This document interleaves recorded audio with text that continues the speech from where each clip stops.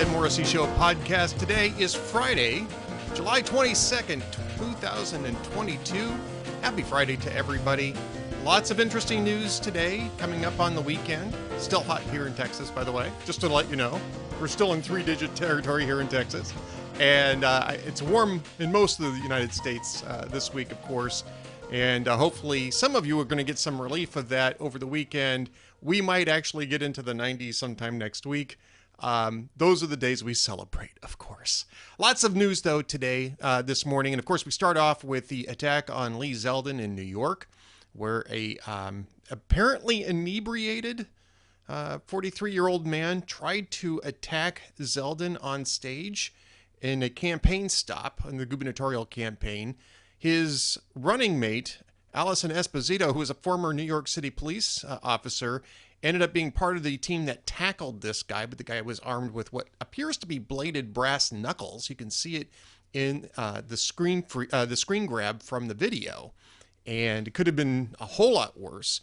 Apparently, Zeldin just got a minor scrape, which, the news report said nobody considers that an injury, which is true, but it could have been a lot worse. And the big issue that came out of that was they released the guy. They booked him and released him on his own recognizance. This is a guy who had what had to have been an illegal weapon on him, committing a felony. Second degree assault is a felony in New York. That was what he was charged with. And then they didn't even require him to post bail. He was released on his own recognizance, which Zeldin himself actually predicted after the attack. And it's amazing that this actually is the type of thing that you can expect in New York. And it's one of the things that Zeldin's been talking about. Zeldin and Esposito have been talking about this on the campaign trail, that New York City's laws are too lax, that they don't keep criminals behind bars. And that's one of the reasons why Zeldin is running for governor against Kathy Hochul, who is the incumbent that replaced Andrew Cuomo when Cuomo resigned. Hochul did express her anger over the attack and her, I guess, her well wishes, which is good, to Zeldin on Twitter. I'm sure that she's probably going to communicate with him more directly later on. But this is the type of thing that this own recognizance release is inexplicable in a political attack like this. This man should at least have been forced to post significant bail to get out of jail pending his pretrial hearing. It's nonsense. Other news today. Well, Axios has apparently found the secret radical plan of Donald Trump to drain the swamp in 2025 if he gets reelected. And it's not so secret. It's not so radical either. It's the same plan that Donald Trump belatedly tried to implement in October 2020, a month before the election, which was more of a stunt. At the time, it didn't even get a whole lot of attention because it was more of a stunt. But what he wants to do is reclassify 50,000 federal workers out of over 2 million, about 2%, maybe slightly over 2% of the federal workforce, and reclassify them out of the civil service protections and into a more normal at-will employment situation. And Jonathan Swan says, these are 50,000 Americans who have a profound effect on American lives. And my comment on that is, if those 50,000 people have a profound effect on American lives, then they should answer to the political, to the elected officials who voters choose to govern them. It shouldn't be that 50,000 people who have a profound effect on American lives can operate without accountability. And this is part of this whole Wilsonian, government by elitist expert class philosophy that we've been living with for a century, in which the pandemic largely showed as an empty ideology. So I do question whether Trump's the guy to do it. He didn't do it the first term. He barely even got around to it in the first term. And there were some other issues in the first term, which indicate that Trump isn't really the guy to do it. But I actually think it's a really good plan, and I'm hoping that whichever Republican gets nominated in 2024 actually follows through on it. So be sure to read about that. And this is not to knock Jonathan Swan's reporting. It's an interesting report, and there's a lot more to it. I really just focused on the Schedule F issue. But there's a lot more to it. There's more in terms of foreign policy, some of which I don't like. But the Schedule F stuff, yeah, we need to get the federal bureaucracy to be a lot more accountable in the way that it is governing Americans, especially because it's not self-governance that's going on here. If you can't, if the elected officials can't hire and fire these people at will based on their policy, then it's not self-governance any longer. And that's a fundamental problem with the federal bureaucracy. And so one of the reasons why Drain the Swamp was such an effective slogan for Trump in 2016, against Hillary Clinton especially. Could be again, but I would suspect that perhaps we'd be better off with a different person doing the draining the next time around. A couple other things that are going on. We have a Marquette poll showing that that the effects of the Dobbs decision and overturning Roe may not have any real impact on enthusiasm at all in the midterms. And to the extent that it has any impact, it might actually generate more enthusiasm among Republican voters. So that's a VIP post that I put up earlier today. If you're a VIP or a VIP Gold member, you can access my entire analysis there. But the Marquette Law poll, obviously, you can go to Marquette's website to read the poll yourself. But I suspect that this is an answer to some of the questions that have been raised since Dobbs, really since the leak in May, right? About whether or not the Supreme Court decision was going to impact the midterms. I think it may impact it a little, but not in the direction that people assumed it did. And I think it's one of the reasons why the aggregations of the generic balloting have been remarkably stable even after the leak. So I thought to discuss all those things. You can take it. I haven't given everything away. Be a VIP member and then go read my analysis there. Also, the Washington Post, and this is later on in the morning. The Washington Post has a analysis saying that the jobs market is starting to show cracks. So there are at least amber lights starting to flash in the jobs market. This is an indication of a possible recession coming on, and maybe quicker than people assumed it would. And so we've got the GDP report coming out next Wednesday, I believe it is. We'll see what Q2 looks like, but I would suspect that we are going to see an actual drop in consumer spending. I don't know if it's going to be a contraction in consumer spending, but I think that consumer spending and business investment are going to be smaller than they were in the first quarter, and that is going to be a big problem as those Federal Reserve interest rates start to go up.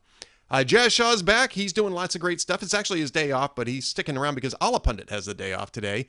He's got some fun posts here. Russia and Turkey are claiming that they've reached a deal to allow grain shipments through the Black Sea again. Hopefully that will help with some hunger issues in Africa and elsewhere. A Walgreens cashier refused to sell condoms. And I'm going to tell you, I sent Jazz a clip of that scene from Summer of 42, where Hermie tries to go in and buy condoms at the local pharmacy. I don't think Jazz included it in the post, but you can look it up on YouTube. It's actually kind of a funny scene. And lots more coming up as well. We've got Karen Townsend doing some contributions. John Sexton hasn't started anything yet as of the recording this morning, but he'll be around, and he is going to have lots to say. So a big day here at hotair.com. Hopefully you're going to be around for it, and hopefully you're going to enjoy the next segment, which is a discussion I had with AJ Kaufman of alphanews.org about the primaries, about the stories of the day, but specifically about the primaries in Missouri and Arizona, and what that might tell us about the midterms as well. Stay tuned for more from the Ed Morrissey Show podcast. Welcome back to the Ed Morrissey Show podcast. And joining me now, one of my good friends, fellow Minnesotan back when I was a Minnesotan, AJ, and back when he was a Minnesotan for that matter too, AJ Kaufman of Alpha News, alphanews.org. And we're both expats from Minnesota these days. AJ landed in Ohio, and I'm in the great state of Texas. AJ, great talking to you again. Yeah, you don't hear a lot about people fleeing Minnesota. You hear about them fleeing California, New York, maybe Illinois, but people are fleeing Minnesota for possibly similar reasons. I think so. I think it's just a little. There's a whole lot less people in Minnesota. Fewer people, I guess you could say, Yeah. in Minnesota. So maybe the exodus isn't as noticeable. And of course, you know, having lived in Minnesota as long as you and I both did, we know that we're sort of unassuming folks, so we don't make a whole lot of noise when we're leaving. No, not a whole lot of noise. We just drive quietly. Just drive quietly across the border into places like Ohio and Texas. And so we're not going to talk Minnesota today because neither one of us are there, but we are going to talk about some national politics, and we're going to talk about a couple other states too, Minnesota, Missouri and Arizona. We're going to talk about Missouri and Arizona later. But we are going to also talk about Joe Biden and one particular aspect, and AJ's writing about this, and frankly, it hadn't even occurred to me. But as bad as Joe Biden is crashing in the polls, normally you would see an adept political operation start looking for, a few lineup changes, like, go out to the mound, call in the left-handed reliever, maybe make a couple position switches just to see if you can't kickstart the team. I'm out of baseball analogies, AJ. You got to take it from That was there. good. That was good. That was good.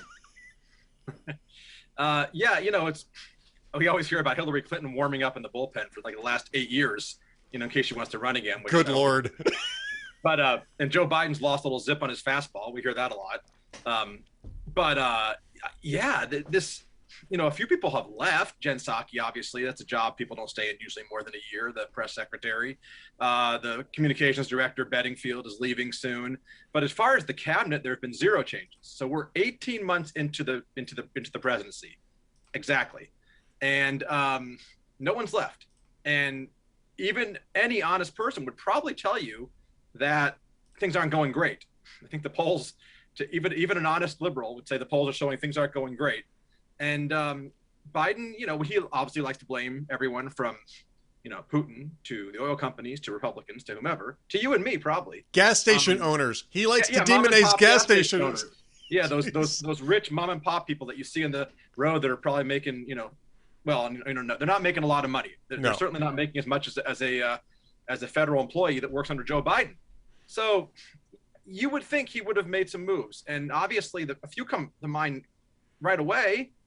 Alejandro Mayorkas, who's been overseeing or not overseeing the border crisis, the worst certainly in 15, 20 years and probably in history, demonizing our border agents and things like that. He's not gone anywhere. We can whine about Merrick Garland and we can whine about Janet Yellen. They haven't done too well, Attorney General and Treasury Secretary. You've got an Interior Secretary and an Energy Secretary, Deb Haaland and Jennifer Granholm, respectively, who don't seem concerned at all about the number one issue, which is gas prices. They probably like them. They drive electric cars or Teslas or whatever, and they live in big cities, and they're not concerned about people who need to drive for work every day and drive for errands. And of course, other punching bags. I don't say that in a malicious way, but Anthony Blinken and Lloyd Austin, Tony Blinken, Lloyd Austin, Defense and State. You think Afghanistan would have been a way they would have been held accountable for some errors, blunders. And then you've got a guy who I haven't seen in about a year and a half, but I know he's there, Xavier Becerra, the Health and Human Services Secretary, who you think during a pandemic might be around. Now, maybe he deferred to Fauci and Walensky, and maybe that was a mistake too, but he's someone you'd think would be under pressure. But a year and a half, no one's gone. I would assume, Ed, that after the midterms, people will leave, whether they're resigning or being let go. But I would think with all the turnover they actually have had a lot of turnover among staff, Kamala's staff and other staff members, but not among the cabinet or really key staffers. And it's just interesting to me. Well, I think it's interesting to me too. And honestly, it's not something I had thought about a lot. We've certainly written a lot about the exodus of staffers from Kamala Harris's office, which has been prodigious. Everybody leaves Kamala Harris's office. And in the first 2 years, that's pretty unusual. Biden hasn't had as many people leave. And the only people that I know of that have left are Comms Group. There's been some complaint about messaging that's come from Capitol Hill Democrats, and that might be, those are just, Psaki was never going to stick around terribly long anyway. She was going to go back into the private sector and make her money. But I was surprised by Bedingfield's departure because she wasn't really out front. She was a behind the scenes person where the pressure would be at least slightly less. And, that's relative. It's a high pressure job no matter what. But the cabinet thing, though, is interesting. And I think what I would pose to you as a potential reason why we haven't seen any of those adjustments is because Joe Biden doesn't recognize that his policies are failing in any of those areas. So, and the reason why I say that is this. Normally you'd say, well, look, I mean, we've had an issue with defense policy. We really need to reshift defense policy. That means we need to bring in more personnel. Whether or not the existing personnel would be amenable to those changes, normally personnel is policy, and you want to just get a fresh start with fresh people who are really committed to whatever the new policy is. There hasn't been any new policy. I mean, literally everything in the Biden administration has been stay the course. Stay the course on economics, stay the course on energy. Who is the energy secretary these days? I don't even know who the energy secretary. Jennifer Granholm. Right. I mean, not an impressive person, in my opinion. Not an impressive person. Former governor, not really an expert in the field. But then again, neither was Rick Perry, who was a former governor who became energy secretary. Governor of Texas, a little different than governor. Yeah, exactly. It's an energy producing state. He had a lot of knowledge of particular area. What do you think of? I mean, I try not to get into the weeds, or I'm certainly not into the conspiracies.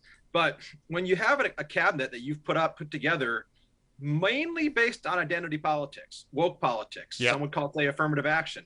You've got to have this ethnicity, this gender, this sexual preference. We even mention Transportation Secretary Buttigieg, who you don't hear much about the Transportation Secretary, but when you have a disastrous supply chain crisis, he's AWOL, and then he's passing the blame, you hear about him. So I would assume about 80% of people that are in positions probably aren't qualified. Now, Janet Yellen probably was qualified, but she's just terrible. She's 76 now, and she's lost some zip on her fastball too, if she ever had a good fastball.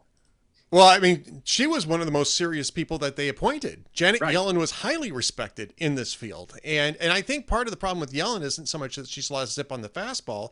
It's that she is basically, she's flashing signals to Joe Biden, who's doing his own pitch selection anyway. I mean, this baseball thing's good. He's shaking off the pitches, right? Yeah. She might be. She also called inflation transitory. And that's a mistake that even you and I, who are novices compared to her in terms of experience in economics, she doesn't go to the grocery store, obviously. She doesn't. I mean, we knew that a year and a half ago almost. Probably by March, we knew there was real inflation, not transitory, and not something to just shake off. So I don't look. People always ask, who's really the president? And, Joe Biden's the president. Joe Biden's the president, yeah. He sleeps in the White House bed, wherever that is. He sits behind the desk. Okay, he's the president. But there's no doubt that Ron Klain is calling a lot of the shots. People don't talk about Ron Klain much, but you look at his Twitter feed. If he retweets you, it's like the greatest day of your life if you're a Democrat. And he's probably setting a lot of the policies with what's her name from the Obama administration, Susan Rice, down there pushing things farther left probably. So yeah, Joe Biden's the president, but who's calling the shots? Probably, like a lot of administrations, probably the chief of staff and one of the top advisors. And neither of those people have a great reputation for being sensible or moderate, in my opinion. In my recollection.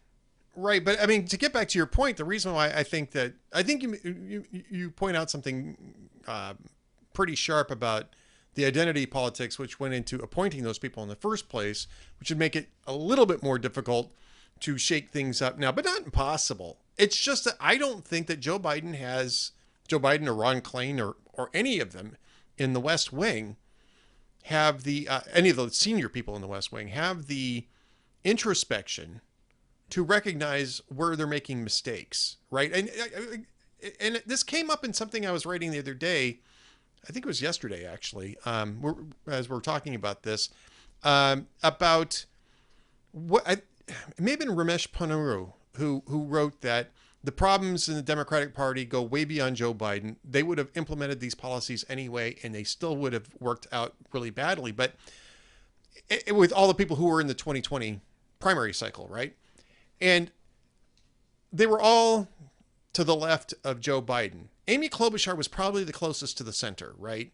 Who may have been other than Joe Biden, the best position to go after Donald Trump in a general election. And I don't think that Amy Klobuchar was terribly well positioned. Minnesota politicians don't tend to do well in national elections.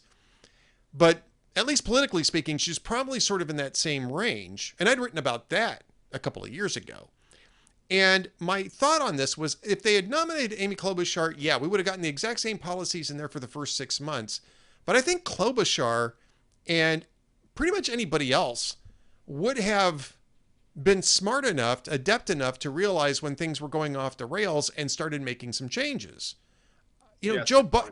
Joe Biden has never, ever thought himself wrong on anything.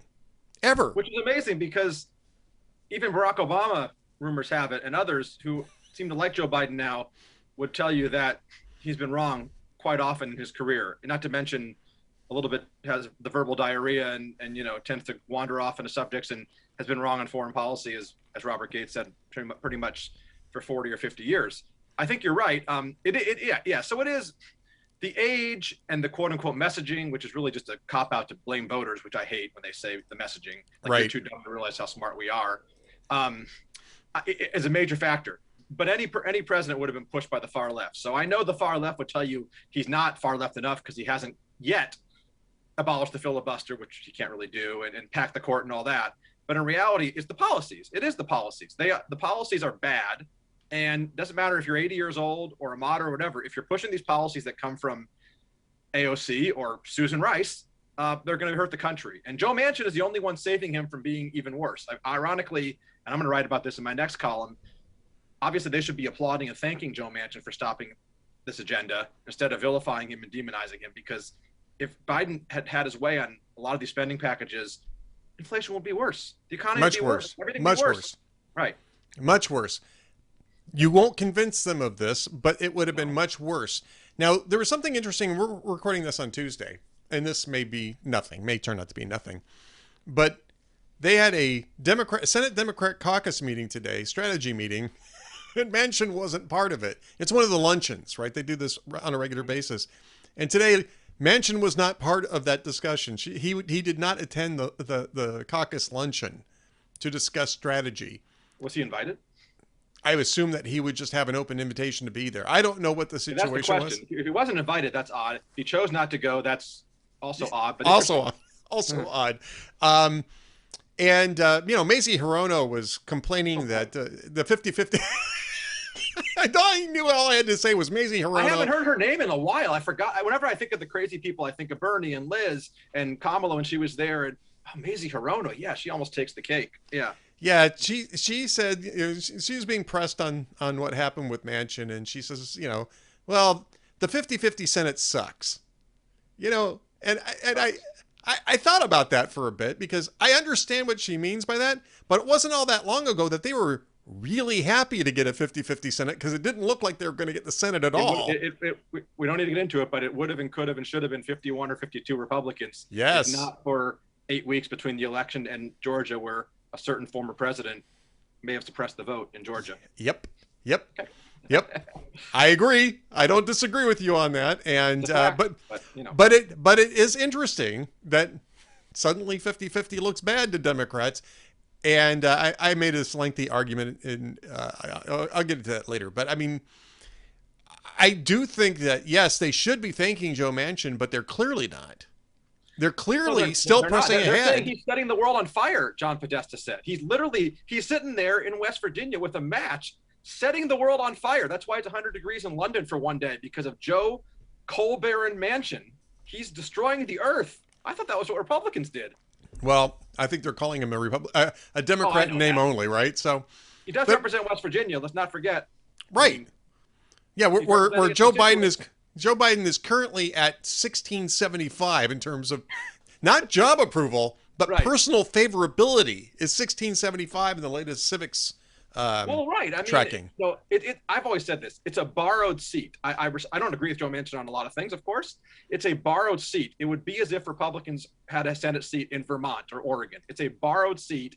It's a Republican seat, essentially. When Joe Manchin retires, and I do believe he will not run for re-election in 2024, he's 76 years old. He's not running for re-election. He's had enough. He's done what he can do. It'll be a Republican seat for generations. And all things being equal, the Senate is 51-49 Republicans then. So they're lucky they have him. They should. Yeah. We agree. But to the point, though, is that even at this stage where they really should be stopping and thinking, maybe we really need to start triangulating a little bit back to the center, especially as the midterms are approaching, so we can chalk up some wins. They're still not doing that. Joe Biden's not doing that. You know, the White House isn't doing that. They're not giving any indication that they're willing to flex at all. For instance, and again, we're talking on Tuesday, in the morning, a guy named Amos Hochstein, who I'd almost never heard of before, who's one of... Amos Hochstein, that's a great name. It is. It's a great name. And he kind of looks a little bit like Emo Phillips when you see him in this clip on CNN. And AJ's checking out who Amos Hochstein is at the moment, but he was on CNN talking to John Berman on Tuesday morning. Yeah, right? He's an Israeli. I know who he is. Yes, he's okay. Yeah.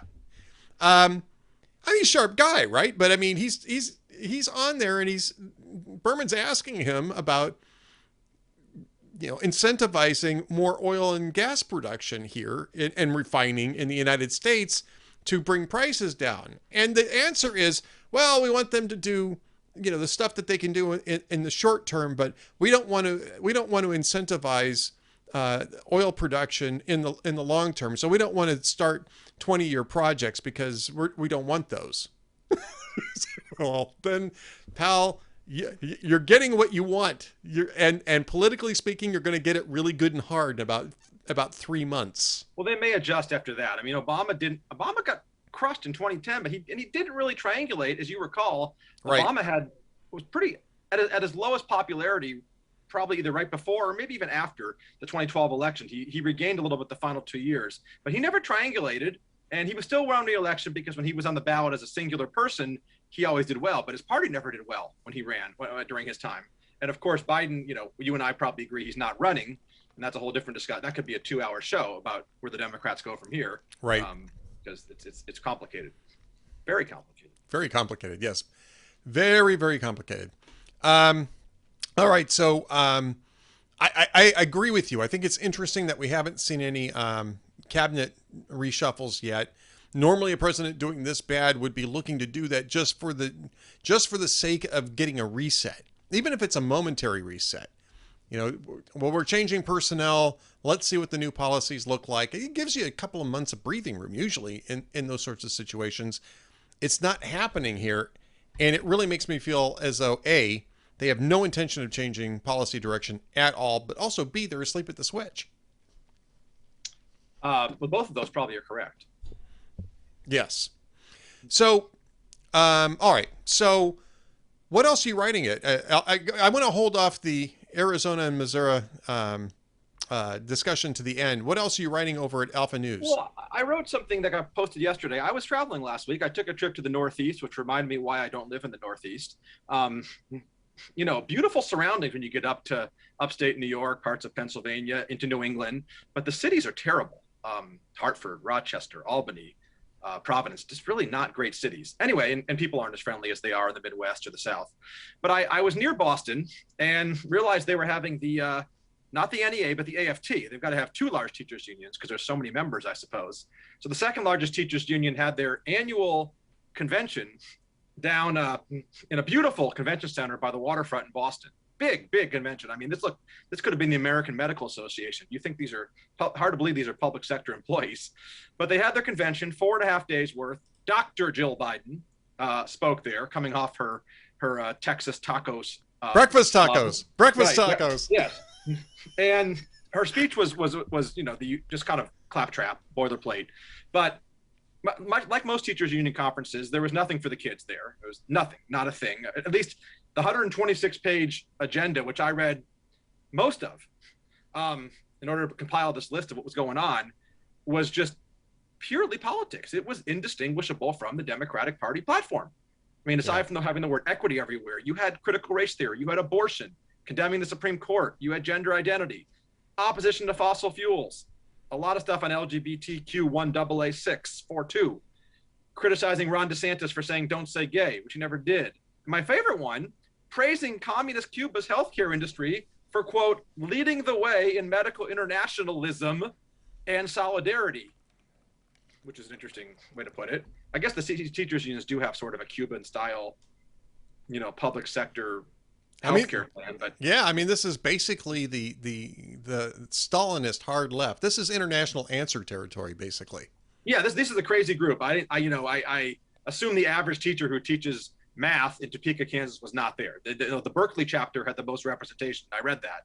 So you can figure out who's there. The Berkeley, yeah. So they were surprise. What? Quelle surprise. What a shock.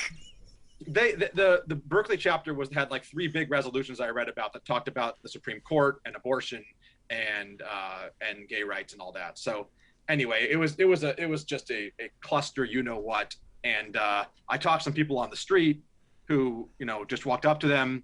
A couple of them said they were Democrats. When I showed them what they were talking about, they couldn't believe it. This is the kind of thing most people still don't realize, even after 2.5 years of Randy Weingarten's criminality and locking kids out of school and everything else, and the politics of it, and supporting Democrat candidates at every election. People still don't realize it. At least some don't, but maybe more will if they keep reading and hearing about it. But I noticed the media doesn't cover the teachers union convention because it would be kind of embarrassing, frankly. Well, the media doesn't cover a lot of things. It's a good thing that you're doing it at alphanews.org, but the media doesn't cover a lot of these types of things. And yes, I mean, I think it shows you just how hardline, borderline communists, or not even borderline communists. If you're praising Cuba's healthcare system for its leading internationalism,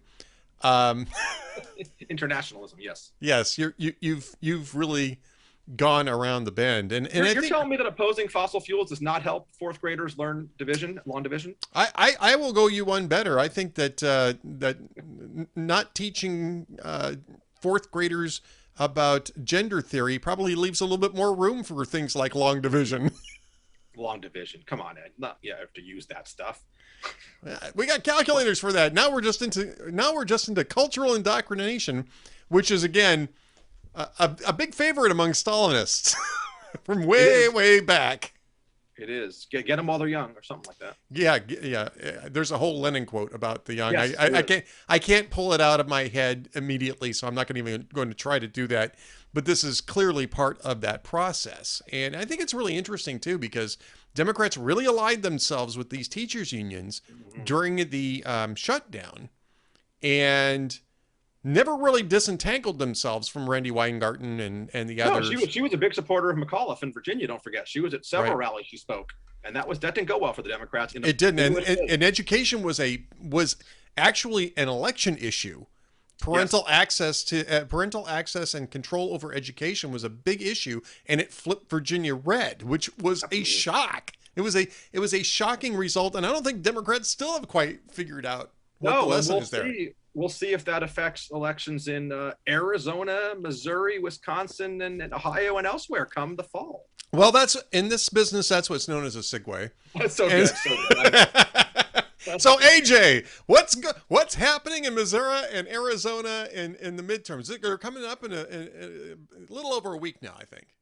Right. So there's still a few primaries left, and a few of them are in key states. Florida still has one. Marco Rubio is probably will help be the nominee against Val Demings, most likely. There's one in New Hampshire in September, which one of the few seats Republicans are hoping to maybe pick up. But the ones that are key, Wisconsin's going to be Ron Johnson, and he's going to have a tough battle in that state as he's become a little farther right than maybe his purplish state would like. But Arizona, Missouri catch my attention, and in Missouri in particular because of a man named Eric Greitens, who you know about. Oh, yeah. And outside of Missouri, and people who follow politics closely may not remember, he's a kind of a bad dude. I actually know a really close friend of his who said all the right things about him and loved him and said he's a great governor until he wound up being sort of a sexual deviant and a spousal abuser and just a really, well, you can read about it. But Greitens is running for Senate despite having to resign as governor, and he's running, and you think he'd have no chance, but in a bigger field, he is in many polls leading. And he's got a couple of major opponents, the Attorney General Schmidt, whose first name escapes me, and two state congressmen, Vicky Hartzler and Billy Long. And he is, polling at 25-30%, which gives him a slight lead. And, there's been talk about Schmidt and Hartzler getting together and one of them dropping out so they could defeat Greitens, but that's not going to happen, I don't think. super PACs and Republican donors have poured money into any campaign against Greitens and ads against him, hammering his liabilities into the minds of voters. Now that you can call that the donor class or the establishment, whatever, but I think they want to win the seat. And the idea, of course, is that Greitens will have may not be able to win the general in a red state, a state that's quite red. I mean, double-digit Republican wins, 2 Republican senators. Josh Hawley won easily over incumbent Claire McCaskill. So I prefer to win, and I'd like to see someone who can win. And it doesn't seem to be Greitens. He might win, but the other 2 will win, I think is the point. Right. So Greitens, of course, is just kind of laughing at these ads saying, I got a quote here, fake poll numbers peddled by grifters are an albatross in the political world. And Governor Greitens, speaking about himself, I guess, will become the next U.S. Senator from Missouri. So, his wife may disagree with that. She testified against him. And Hartzler has called for him to drop out of the race, denouncing him. And Schmidt has basically tried to just talk about how he's a better candidate. He's not going after Greitens quite as much. He's the attorney general. We'll see what happens.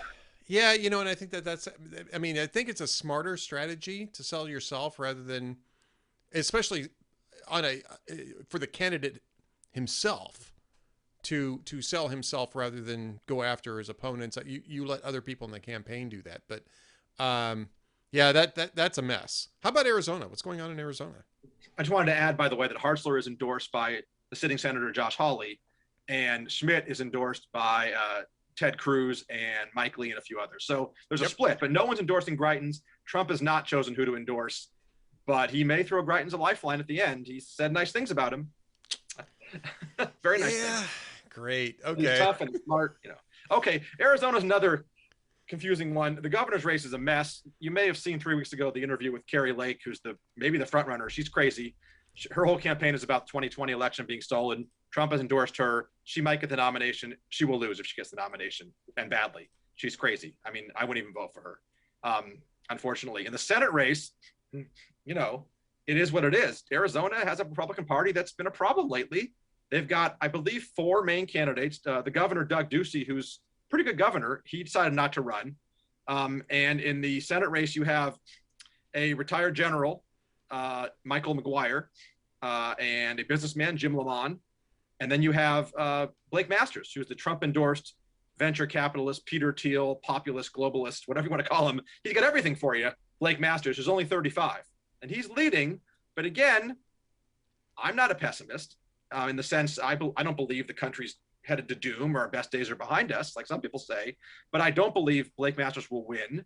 And I think, when you start looking at these things like Arizona, Missouri, Wisconsin, Pennsylvania, it's going to be very, very difficult for Republicans to take the Senate. And it's probably more likely, and I know our listeners don't want to hear it, if we have Blake Masters as the nominee and we have Eric Greitens and we already have Ron Johnson, Dr. Oz, J.D. Vance, who probably will win, but you never know, Ted Budd in North Carolina, Herschel Walker in Georgia, it's more likely we're going to lose a couple seats than win a couple seats right now. Now, maybe things will change. The House races are always about national trends. No one knows who the candidates are, usually, the joke is. Senate race is usually about the candidate. And Blake Masters is going to have trouble beating whoever the Democrats run, Hobbs, I believe her name is. Whereas I think, again, I know people in Arizona, including my parents, McGuire and Lamont and maybe even Brnovich, you've probably seen on cable news. He's the attorney general. Sure, yeah. A better chance of defeating Mark Kelly, who ran as a moderate and has become mostly, with a few exceptions, a rubber stamp for Biden. But he also has a lot of cash on hand and probably is still the pick to win. All right. Well, that's what's going on in the midterms and the primaries, I should say, in Missouri and Arizona. AJ Kaufman at alphanews.org. That's where you can find him. He isn't on Twitter because he's smart. alphanews.org. AJ, thanks for coming by, and we're going to do this again soon. All right, Ed. Great talking to you. Great talking to you. Stand by for more from the Ed Morrissey Show. Thank you for watching and listening to the Ed Morrissey Show podcast. Be sure to subscribe at Spotify, Apple Podcasts, and YouTube to get alerted as soon as new episodes get published. You can support the Ed Morrissey Show and Hot Air's VIP reporting by becoming a VIP member, too. Visit hotairvip.com and use the promo code SAVEAmerica, all one word, for 40% off your membership. Choose VIP Gold and gain membership to access to all of the town hall sites. Thanks again for watching and listening.